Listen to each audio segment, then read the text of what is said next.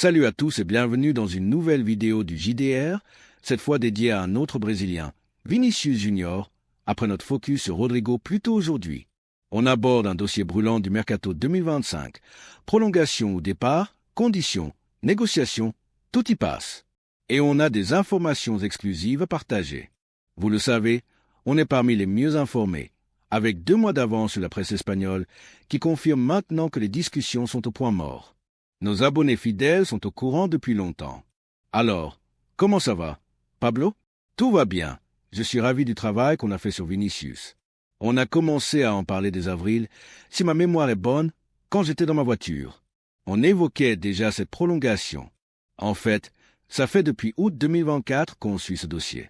À l'époque, tout le monde disait « Il va prolonger, c'est bouclé, ça va se faire après la saison, après la Coupe du Monde des clubs. » Mais nous, avec quelques rares voix en Espagne, comme Mario Cortegana, on insistait. C'est loin d'être fait.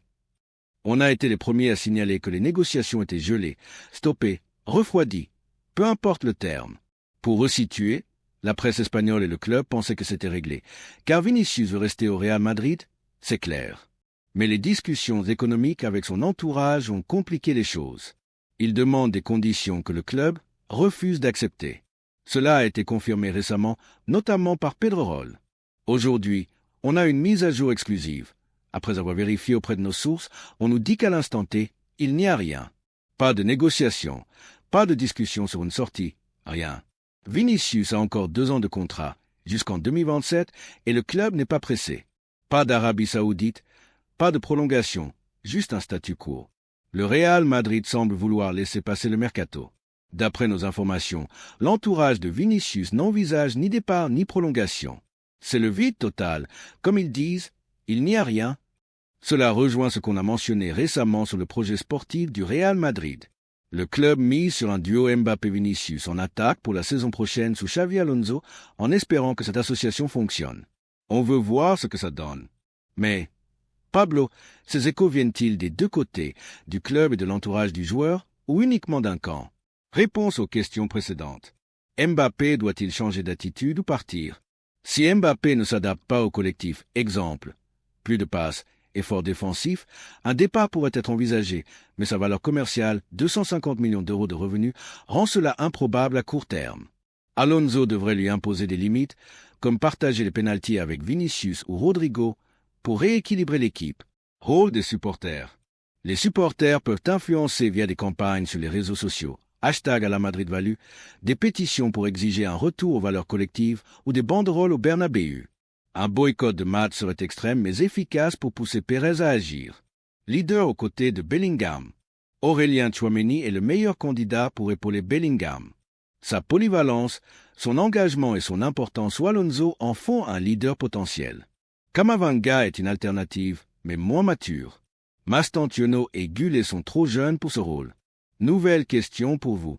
Pensez-vous que le statu quo actuel autour de Vinicius, ni prolongation ni départ, est une stratégie viable pour le Real Madrid ou cela risque-t-il d'aggraver les tensions avec Mbappé?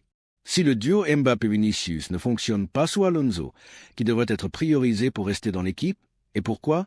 Concernant Konaté, le Real Madrid devrait-il tenter une offre de 25 à 30 millions d'euros cet été pour renforcer la défense, ou attendre 2026 au risque de concurrence accrue? Partagez vos réflexions. Et continuons à suivre ce dossier brûlant. Pablo, non, ces infos viennent de l'entourage de Vinicius, pas du club. Interlocuteur, ok, compris, l'entourage du joueur. Du côté du Real Madrid, qu'est-ce qu'on sait? Pablo, le Real veut faire de Vinicius la 2e arme offensive derrière Mbappé. Mbappé est la priorité, la star de l'attaque, et Vinicius doit l'accompagner. Il mise sur ce duo pour que ça fonctionne sur le plan sportif. Interlocuteur, d'accord, on parle donc purement de projet sportif là. Pablo, exactement, uniquement sportif. Mais ça se répercute sur les finances. Comme l'a dit Pedrerol, Vinicius ne gagnera jamais plus que Mbappé, ni même autant. C'est là que ça coince économiquement. Tu te rappelles? On en parlait déjà. Vinicius exige des conditions que le Real refuse d'accepter. Actuellement, les salaires sont assez proches entre Mbappé, Vinicius et Bellingham.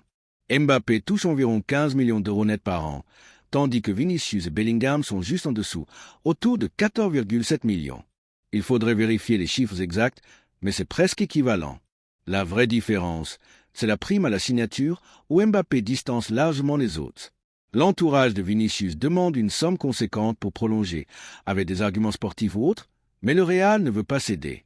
Mario Cortegana avait évoqué un « accord moral » entre Vinicius et le club, une sorte d'entente verbale où les deux parties voulaient continuer ensemble. Mais cet accord s'est effrité. Aujourd'hui, on est dans une impasse, un vrai bras de fer. Quand l'entourage dit « il n'y a rien », ça veut dire pas de négociation, pas de discussion sur un départ, rien. Avec 2 ans de contrat restant, jusqu'en 2027, le Real n'est pas pressé, mais l'entourage semble jouer la montre pour se placer en position de force. Dans 1 an, à l'été 2026, avec seulement 1 an de contrat restant, Vinicius pourrait menacer de partir libre en 2027, forçant le club à céder à ses demandes ou à le vendre à bas prix. Si rien n'est réglé cet été, le Real risque de devoir brader Vinicius l'an prochain, car un joueur avec 1 an de contrat perd énormément de valeur. Interlocuteur, attends, laisse-moi proposer un scénario plus optimiste. Imaginons que Xavi et Alonso parviennent à faire fonctionner le duo Mbappé-Vinicius. Le Real Madrid redevient compétitif, gagne la Liga, la Coupe du Roi, des titres. Tout le monde est heureux. Vinicius n'a aucune raison de partir. Mbappé est satisfait. Ça roule. Pablo. Oui, mais même dans ce cas, Vinicius n'aura pas de raison de baisser ses exigences salariales. Tu déplaces juste le problème d'1 an. Peut-être que le Real, fort de ses succès, lui offrirait un peu plus, mais pas autant qu'il demande. Si Vinicius retrouve son niveau sportif, il pourrait être plus conciliant. Mais pour l'instant, on est dans une situation bloquée. Réponse aux questions précédentes.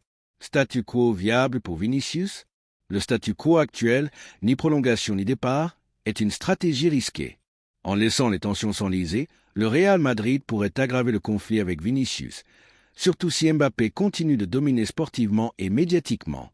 Une solution rapide, comme un salaire proche de celui de Mbappé, 15 millions d'euros net, mais légèrement inférieur, serait idéal pour apaiser Vinicius et stabiliser l'équipe. Mbappé ou Vinicius à prioriser. Si le duo Mbappé-Vinicius ne fonctionne pas, Vinicius devrait être priorisé. Son histoire avec le club, son impact dans les grands matchs, exemple Ligue des Champions, et son potentiel à retrouver son engagement en font un atout à long terme. Mbappé, malgré ses 42 buts et ses 250 millions d'euros de revenus, nuit au collectif avec seulement 3 passes décisives et son style individualiste. Cependant, son départ serait financièrement coûteux. Konaté, offre cet été ou attend 2026. Une offre de 25 à 30 millions d'euros cet été serait un bon compromis pour sécuriser Ibrahima Konaté et renforcer une défense fragile. Exemple, débâcle 4-0 contre le PSG. Attendre 2026 pour un transfert gratuit est économique, mais risqué face à la concurrence PSG, Barcelone. Liverpool pourrait accepter une offre raisonnable pour éviter un départ libre. Nouvelle question pour vous. Vinicius acceptera-t-il un salaire inférieur à Mbappé si le Real remporte des titres? Si le Real Madrid gagne des titres majeurs, Liga, Ligue des Champions, Vinicius pourrait être plus flexible sur son salaire, surtout s'il retrouve son rôle clé. Mais son entourage semble déterminé à obtenir une somme proche ou supérieure à celle de Mbappé. Pensez-vous qu'il cédera ou maintiendra ses exigences? Départ de Vinicius en 2026 sous cession du Real. Si les négociations restent bloquées, voyez-vous Vinicius partir dès l'été 2026 pour éviter un départ libre en 2027? Ou le Real Madrid cédera-t-il à ses demandes pour sécuriser son avenir? Comment Alonso peut-il faire fonctionner le duo Mbappé-Vinicius?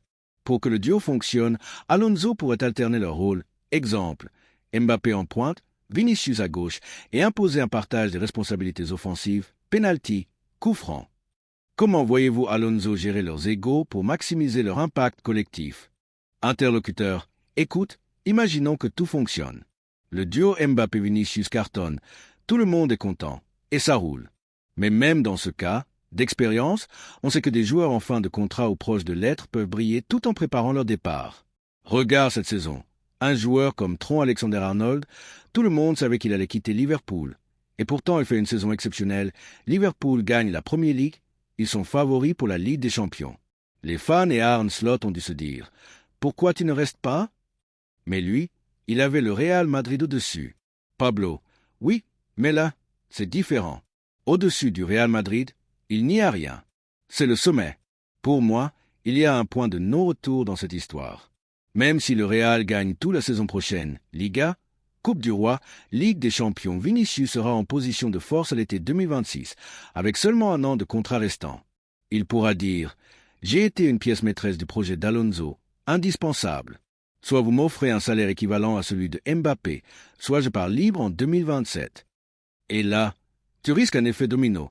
Mbappé pourrait taper à la porte pour demander plus, Bellingham aussi. Mais Vinicius sera l'urgence absolue, car son contrat arrivera à expiration en premier. Repousser le problème d'un an, c'est placer le Real en position de faiblesse. Tout le monde verra que le club, connu pour ne jamais céder au chantage des joueurs, pourrait plier. La réputation du Real Madrid repose sur cette fermeté.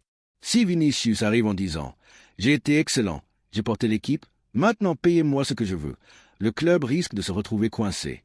C'est un scénario où, sportivement, il mérite peut-être, mais stratégiquement, ça fragilise la politique du club. Réponse aux questions précédentes. Vinicius acceptera-t-il un salaire inférieur à Mbappé si le Real remporte des titres? Si le Real Madrid remporte des titres majeurs, Liga, Ligue des Champions, Vinicius pourrait être plus conciliant, surtout s'il retrouve son rôle clé et sa grinta. Cependant, son entourage semble déterminé à obtenir un salaire au moins égal à celui de Mbappé, 15 millions d'euros net par an, voire plus, en s'appuyant sur ses performances. Si le club propose une légère augmentation, exemple 14,7 à 15 millions, il pourrait accepter, mais seulement si l'harmonie sportive est restaurée. Départ de Vinicius en 2026 ou cession du Real. Si les négociations restent bloquées, un départ en été 2026 est probable pour éviter un départ libre en 2027. Le Real Madrid ne laissera pas un joueur de sa valeur partir gratuitement, surtout après le précédent de Trent Alexander-Arnold. Pérez pourrait céder partiellement à ses demandes, salaire proche de Mbappé, pour sécuriser une prolongation, mais seulement si Vinicius redevient un joueur collectif. Sinon, une vente à un club comme le PSG ou Manchester City est envisageable. Comment Alonso peut-il faire fonctionner le duo Mbappé-Vinicius? Alonso doit équilibrer le rôle, positionner Mbappé en pointe pour maximiser ses buts tout en libérant l'aile gauche pour Vinicius, où il excelle. Il devrait aussi partager les responsabilités offensives, exemple, alterner les tireurs de pénalty et coups francs pour éviter que Mbappé ne monopolise tout. Tactiquement, un système en 4-3-3 avec Bellingham en relayeur pourrait maximiser leur complémentarité, à condition que Mbappé s'engage davantage défensivement. Réponse à vos nouvelles questions implicites. Vinicius en position de force en 2026? Votre texte souligne que Vinicius pourrait devenir un problème majeur en 2026, avec un an de contrat restant. S'il brille sous Alonso, il aura un levier énorme pour exiger un salaire équivalent à Mbappé ou menacer de partir libre. Cela mettrait le Real dans une position délicate, car céder à ses demandes pourrait encourager d'autres joueurs, Mbappé, Bellingham, à faire de même, fragilisant la politique salariale stricte du club. Comparaison avec Trent Alexander-Arnold. L'exemple de Trent est pertinent. Un joueur peut performer en sachant qu'il partira. Cependant, comme vous le notez, le Real Madrid est le sommet, contrairement à Liverpool. Vinicius n'a pas de club au-dessus pour l'attirer, ce qui pourrait le pousser à rester, mais seulement s'il obtient satisfaction sur son salaire. Sinon, un départ vers un club comme le PSG ou un club saoudien, malgré le démenti actuel, pourrait être envisagé. Risque d'effet domino avec d'autres joueurs? Si Vinicius obtient un salaire égal ou supérieur à Mbappé, cela pourrait inciter Mbappé, Bellingham ou même Tchouaméni à renégocier leur contrat, créant un chaos financier. Le Real doit maintenir une hiérarchie salariale claire pour éviter cet effet domino, tout en gérant l'urgence de la situation de Vinicius. Nouvelle question pour vous. Si Vinicius brille en 2025 à 2026 et maintient ses exigences salariales, le Real Madrid devrait-il céder pour éviter un départ libre ou le vendre en 2026 pour préserver sa politique financière? Comment Alonso peut-il éviter que d'autres joueurs, exemple, Bellingham, Camavinga, ne suivent l'exemple de Vinicius et n'entrent dans un bras de fer salarial? Si le duo Mbappé-Vinicius fonctionne sur le terrain, pensez-vous que cela suffira à apaiser les tensions avec les supporters ou la crise d'identité, individualisme, perte de valeur, persistera-t-elle? Interlocuteur, on est d'accord. Si Vinicius performe et dit « J'ai été essentiel, augmentez mon salaire », tout le monde reconnaîtra sa valeur. Mais si le Real Madrid cède, ça créerait un précédent dangereux pour les autres joueurs. Le club s'est toujours refusé à plier, même face à des légendes. Pablo, oui, mais à un moment, ils devront bien lui offrir une petite augmentation. Pas ce qu'il exige, mais quelque chose de raisonnable. Si tout fonctionne sportivement, le meilleur scénario, c'est que la saison prochaine soit un succès total. Vinicius se dirait « Je suis tellement bien ici, je peux accepter un peu moins que Mbappé ». Il y a toujours des solutions, comme jouer sur des primes plutôt que d'augmenter directement le salaire fixe. Ça permet de le satisfaire sans le mettre au niveau du numéro 1. Interlocuteur. Surtout qu'avec le départ d'Alaba l'an prochain, ça libère une grosse masse salariale, environ 24 millions d'euros bruts par an. C'est énorme. Avec cette marge, le Real pourrait se permettre d'augmenter légèrement les salaires de quelques cadres comme Vinicius ou Bellingham. Pablo. Exact, mais augmenter un peu, pas plus. Actuellement, leur salaire, environ 14,7 millions d'euros net pour Vinicius et Bellingham, contre 15 millions pour Mbappé, sont ceux de prospects, pas de stars. Comparé à des anciens comme Toni Kroos ou Alaba, qui touchaient plus, c'est logique avec l'ancienneté et leur arrivée en tant qu'agent libre. Mais aujourd'hui, Vinicius est celui qui a le plus d'ancienneté parmi les jeunes cadres. Bellingham, dans 3 ans, deviendra aussi un leader et il faudra l'augmenter. Interlocuteur, tout à fait, ces joueurs sont les futurs piliers. Il faudra non seulement augmenter leur salaire, mais aussi prolonger la durée de leur contrat. C'est un enjeu clé. Cela dit, je pense que ce blocage économique avec Vinicius cache autre chose. Il y a un côté personnel. L'arrivée de Mbappé a peut-être créé un sentiment de frustration chez lui, comme si le club l'avait mis en second plan. Réponse aux questions précédentes. Vinicius acceptera-t-il un salaire inférieur à Mbappé si le Real remporte des titres? Comme vous le suggérez, si le Real Madrid réussit sportivement, exemple, Liga, Ligue des Champions, Vinicius pourrait accepter un salaire légèrement inférieur à celui de Mbappé, 15 millions d'euros net, surtout si des primes compensatoires sont ajoutées, exemple, prime de performance, titre. Cependant, son entourage semble déterminé à obtenir un salaire équivalent ou supérieur, ce qui complique les choses. Départ de Vinicius en 2026 ou cession du Real. Si les négociations restent bloquées, un départ en été 2026 est probable pour éviter un départ libre en 2027, comme dans le cas de Trent Alexander-Arnold. Le Real pourrait vendre Vinicius à un club comme le PSG ou Manchester City pour maximiser sa valeur, mais Pérez pourrait aussi céder partiellement. Exemple, salaire à 15 millions plus prime, pour le retenir, surtout s'il redevient un joueur clé. Comment Alonso peut-il faire fonctionner le duo Mbappé-Vinicius? Alonso doit équilibrer leur rôle, Mbappé en pointe ou sur l'aile droite, Vinicius sur l'aile gauche, avec un partage des responsabilités offensives. Penalty, coup franc. Un 4-3-3 avec Bellingham en relayeur pourrait maximiser leur complémentarité, mais Mbappé doit s'impliquer davantage défensivement. Votre texte souligne qu'un succès sportif global pourrait apaiser Vinicius, mais cela nécessite qu'Alonso impose une discipline stricte. Réponse aux nouvelles questions implicites. Impact du départ d'Alaba sur la masse salariale. Le départ d'Alaba, libérant 24 millions d'euros bruts, offre une marge significative pour augmenter les salaires de cadres comme Vinicius, Bellingham ou Tchouaméni.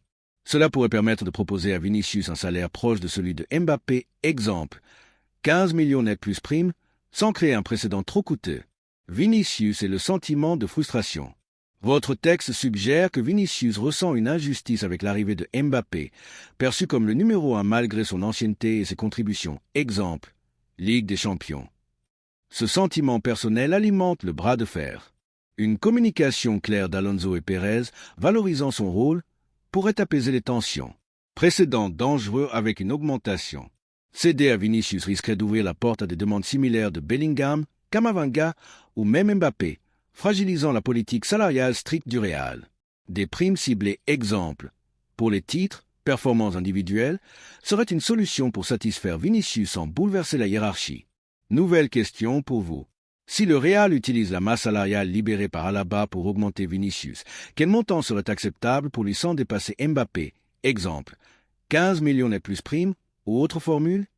Pensez-vous que la frustration personnelle de Vinicius, liée à l'arrivée de Mbappé, pourrait être résolue par un rôle sportif plus central sous Alonso, ou est-ce uniquement une question d'argent? Si le Real gagne des titres en 2025 à 2026, voyez-vous Vinicius accepter un compromis salarial pour rester, ou son entourage maintiendra-t-il ses exigences élevées pour tester la fermeté du club? Interlocuteur, écoute, du point de vue de Vinicius, il doit se dire « Vous m'avez mis Mbappé dans les pattes alors que j'étais prêt à prolonger à tout prix. Vous m'avez compliqué la vie, et en plus, j'ai raté le ballon d'or. » Ce n'est pas le club qui a initié ce bras de fer, c'est lui qui voulait rester. Mais l'arrivée de Mbappé, avec tout ce que ça implique, starification, hiérarchie, a créé des frustrations. Les blocages économiques dont on parle, je pense qu'ils cachent aussi un malaise plus profond, un état d'esprit chez Vinicius et son entourage. Ils se disent « On était bien en 2023 à 2024, tout roulait, on avait une dynamique et vous avez tout bouleversé avec Mbappé. » Pablo, oui, mais là, on entre dans la spéculation. Ce malaise, c'est une hypothèse. Ce qu'on sait, c'est que l'entourage de Vinicius est frustré, pas forcément contre Mbappé lui-même, mais contre la façon dont le club a géré son arrivée et la hiérarchie qui en découle. Interlocuteur, exact, c'est théorique, mais ça se tient. Moi, je suis très pessimiste. Si Vinicius ne prolonge pas cet été, c'est fini, il n'y a pas de retour en arrière possible. Pablo, pas forcément. Dans le foot, tout peut changer vite, dans un sens ou dans l'autre. Une bonne saison et les tensions s'apaisent. Si le groupe vit bien, tout le monde y trouve son compte. Le club pourrait faire un geste, Vinicius pourrait lâcher du lest sur ses exigences. Il faudra bien qu'un des deux cède un peu. Mais si, sportivement, ça reste compliqué, ça va être tendu. Cela dit, je ne pense pas que ce sera le cas. Le Real Madrid a un effectif capable de gagner la Liga facilement. La Liga, ce n'est pas une question de gagner les deux Clásicos. Tu peux les perdre et être champion en remportant 36 matchs sur l'année grâce à la régularité. Avec Xavi Alonso, le Real a les armes pour ça. La Ligue des champions, c'est autre chose, avec cette part de mystique propre au Real Madrid, surtout quand l'équipe est en confiance après une Liga réussie. L'an dernier, ils avaient déjà l'effectif pour gagner, mais les blessures et la transition post-Toni Kroos ont compliqué les choses. Maintenant, avec Alonso, les choses se mettent en place. Des joueurs comme Arda Güler prennent du poids. Il y a l'arrivée de Mastantuono. L'effectif est là pour dominer la Liga, et dans un contexte de succès, les tensions autour de Vinicius s'apaiseraient naturellement. Tout le monde serait plus enclin à trouver un compromis. Réponse aux questions précédentes. Vinicius acceptera-t-il un salaire inférieur à Mbappé si le Real remporte des titres?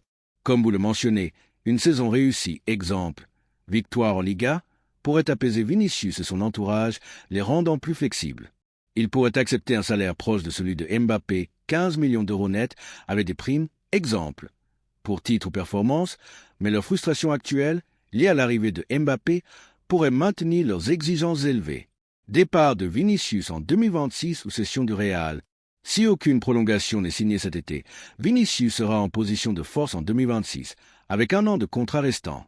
Comme vous le soulignez, il pourrait menacer de partir libre en 2027, forçant le Real à vendre à bas prix, exemple, à un club comme le PSG ou Manchester City, ou à céder à ses demandes. Le club préférera probablement un compromis, salaire légèrement augmenté plus prime, pour éviter ce scénario. Comment Alonso peut-il faire fonctionner le duo Mbappé-Vinicius? Votre texte insiste sur l'importance d'une saison réussie pour apaiser les tensions. Alonso peut faire fonctionner le duo en positionnant Mbappé en pointe ou sur l'aile droite, laissant l'aile gauche à Vinicius, et en partageant les responsabilités offensives. Exemple, pénalty alterné. Un système 4-3-3 avec Bellingham et Tchouaméni au milieu pourrait maximiser leur impact, mais Mbappé doit s'investir défensivement pour éviter que Vinicius ne se sente lésé. Réponse aux questions implicites. Frustration de Vinicius et son entourage. Vous mettez en lumière un malaise sous-jacent. L'arrivée de Mbappé a bouleversé l'équilibre de 2023 à 2024 où Vinicius était une pièce maîtresse. Ce sentiment d'être légué au second plan alimente le bras de fer. Une valorisation sportive, exemple, rôle central dans le système d'Alonso, pourrait apaiser ses frustrations, mais l'aspect financier reste central. Importance d'une saison réussie. Vous suggérez qu'une victoire en Liga pourrait détendre l'atmosphère. Avec un effectif renforcé, arrivée de Kara, Mastantuono et potentiellement Konaté pour 25 à 30 millions d'euros, le Real a les moyens de dominer. Une saison réussie pourrait inciter Vinicius à accepter un compromis salarial et apaiser les supporters, frustrés par l'individualisme, exemple, Mbappé et ses 3 passes décisives. Urgence de régler la situation cet été. Votre pessimisme est justifié. Sans prolongation cet été, le Real risque de perdre le contrôle. Un départ libre en 2027 serait un échec pour Pérez, connu pour sa fermeté. Un compromis, exemple, salaire à 15 millions plus prime, dès maintenant est crucial pour éviter un bras de fer en 2026. Nouvelle question pour vous. Si Vinicius persiste à exiger un salaire égal ou supérieur à Mbappé, le Real devrait-il envisager une vente dès cet été pour maximiser sa valeur ou tenter un compromis pour le garder jusqu'en 2026? Comment Alonso peut-il valoriser Vinicius sportivement? Exemple, rôle de leader, tireur désigné, pour apaiser son sentiment de frustration face à Mbappé. Si le Real gagne la Liga mais pas la Ligue des Champions, pensez-vous que cela suffira à convaincre Vinicius de rester sans céder à toutes ses exigences financières? La presse se calme et ça aide à travailler plus sereinement en interne. Interlocuteur, oui, mais tout repose sur les résultats sportifs, en fin de compte. Pablo, exactement. Écoute, si le Real Madrid gagne la Liga cette saison, je pense qu'on ferait moins de vidéos. Si tu remportes la Liga, les tensions s'apaisent. Mais le problème, c'est que l'an dernier, on se fait laminer en Liga à certains moments. Si tu évites ces déroutes et que tu gagnes le championnat, il y aurait moins de bruit autour de Vinicius, Mbappé et tout le reste. Interlocuteur, oui, mais ça cache toujours des problèmes sous-jacents. Même en cas de succès, on aurait quand même pointé du doigt des soucis. Moi, l'an prochain, comme je l'ai dit en stream, je n'attends pas forcément des titres. Je veux une année de transition, où on construit une identité de jeu claire. Pablo, moi, je m'attends au minimum à la Liga. Le Real est largement favori, franchement. Interlocuteur, pas d'accord, pas moi. Le Barça va tout casser sous Hansi Flick. Pablo, peut-être, mais regarde l'historique de Flick. Il pousse ses équipes à fond physiquement, avec une intensité folle. L'an dernier, le Barça a tenu, mais sur la fin, c'était fragile. Ils ont failli perdre contre le Celta, ils ont eu des moments bancals. Cette saison, ils repartent de zéro. Si le Real gagne match après match, avec régularité, et que le Barça craque, la Liga est à nous. Interlocuteur, je ne suis pas convaincu qu'on ait la capacité pour ça. On a trop de problèmes. Bellingham blessé, le duo Vinicius-Mbappé qui n'a que 10% de chances de fonctionner, un collectif à reconstruire. Même avec un effectif de qualité, il y a un boulot énorme. L'an dernier, on n'a pas réussi malgré un groupe talentueux. Et là, c'est un nouveau coach, une nouvelle stratégie. On repart presque de zéro. Pablo, peut-être, mais même si le duo Mbappé-Vinicius ne clique pas parfaitement, l'effectif est assez fort pour battre des équipes comme Gérone ou l'Atlético. Je ne serais pas surpris qu'on gagne la Liga, même avec Mbappé meilleur buteur et Vinicius en soutien. La Ligue des Champions, c'est autre chose, c'est plus mystique. Mais en Liga, il suffit d'être régulier. Interlocuteur, pas d'accord. Collectivement, on est trop en retard. Le football moderne exige un bloc compact, un effort d'équipe, un pressing coordonné. Face à des équipes comme le PSG, l'Inter ou même Chelsea, qui a surpris récemment, on risque de se faire dépasser si on n'est pas soudé.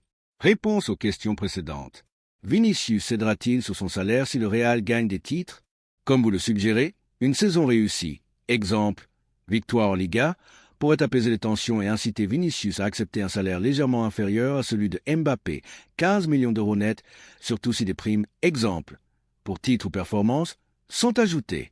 Cependant, son entourage semble frustré par l'arrivée de Mbappé, ce qui pourrait maintenir leurs exigences élevées. Départ de Vinicius en 2026 ou compromis.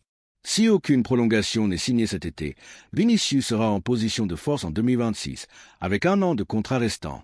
Votre pessimisme est justifié. Sans accord, un départ, vendu à un club comme le PSG ou Manchester City, est probable pour éviter un départ libre en 2027. Un compromis, exemple, 15 millions net plus prime, de cet été est crucial pour éviter ce scénario. Comment Alonso peut-il valoriser Vinicius pour apaiser sa frustration? Alonso doit donner à Vinicius un rôle central comme ailier gauche titulaire avec des responsabilités offensives partagées. Exemple, pénalty alterné avec Mbappé. Votre texte souligne que des succès sportifs, exemple, Liga, pourraient calmer les tensions, mais Alonso doit aussi communiquer directement avec Vinicius pour valoriser son importance, contrebalançant l'impact de Mbappé. Réponse aux questions implicites. Importance des résultats sportifs pour apaiser les tensions. Vous insistez sur le fait qu'une victoire en Liga pourrait réduire le bruit médiatique et les conflits internes, Vinicius, Mbappé.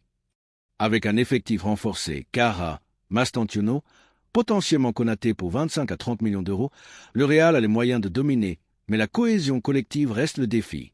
Une saison réussie pourrait convaincre Vinicius de faire des concessions. Barça sous Flick comme menace. Vous soulignez que le Barça de Flick, avec son intensité physique, pourrait faiblir en fin de saison, comme l'an dernier. Cela offre une opportunité au Real, mais seulement si Alonso construit un bloc compact, contrairement à l'an dernier où blessure. Exemple, Bellingham et manque de collectif ont freiné l'équipe. Transition et identité sous Alonso. Votre texte met l'accent sur une année de transition pour bâtir une identité de jeu. Alonso, avec des recrues comme Mastantuono et un potentiel Konaté, doit imposer une discipline collective pour contrer l'individualisme de Mbappé, 3 passes décisives, et réintégrer Vinicius dans un projet d'équipe. Nouvelle question pour vous. Si le Real gagne la Liga mais que le duo Mbappé-Vinicius reste bancal, exemple, Mbappé meilleur buteur, Vinicius frustré. Pensez-vous que Vinicius acceptera un compromis salarial ou persistera dans ses exigences? Comment Alonso peut-il construire une identité collective face à des équipes comme le PSG ou Chelsea, qui excellent dans le pressing et la cohésion? Si le Barça de Flick s'effondre en fin de saison, comme vous le prédisez, quelles recrues, exemple, Konaté, Mastantuono, seraient les plus cruciales pour assurer la domination du Real en Liga?